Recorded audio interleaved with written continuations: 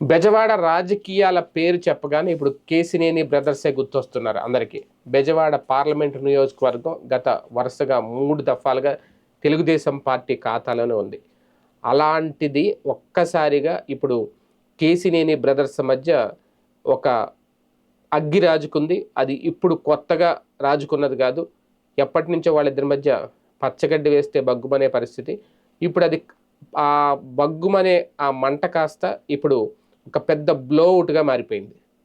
ఒకళ్ళ మీద ఒకళ్ళు కేసులు పెట్టుకోవడం, ఒకళ్ళ మీద ఒకళ్ళు ట్విట్టర్ వార్ చేసుకోవడం, ఒకళ్ళ మీద ఒకళ్ళు మీడియా ముందు కేసినేని చిన్ని అయితే కేసినేని నాని గారి గురించి ఆయన తనదైన శైలిలో తీవ్ర సవాళ్ళు కూడా విసురుతున్నారు. బహిరంగ చర్చకు సిద్ధం అంటున్నారు కూడా. దమ్ముంటే రండి మాట్లాడదాం అని కూడా అంటున్నారు.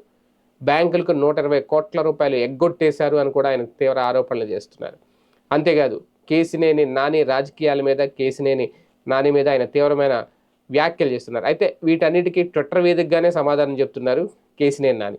నిజంగా ఆయన బహిరంగ చర్చకు, బహిరంగ సవాల్కు ఆయన అంగీకరిస్తారా, బయటకు వస్తారనేది క్లారిటీ లేదు.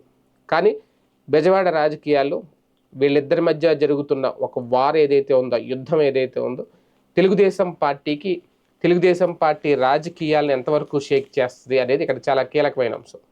ఒకప్పుడు కేసినేని నాని కూడా తెలుగుదేశం పార్టీలో చాలా కీలకమైన వ్యక్తిగా కొనసాగారు. చంద్రబాబు నాయుడు గారికి అతి సన్నిహితంగా మెలిగారు. అలాంటి వ్యక్తి ఇప్పుడు ఒక్కసారిగా టర్న్ తీసుకున్నారు, బయటకు వచ్చేశారు.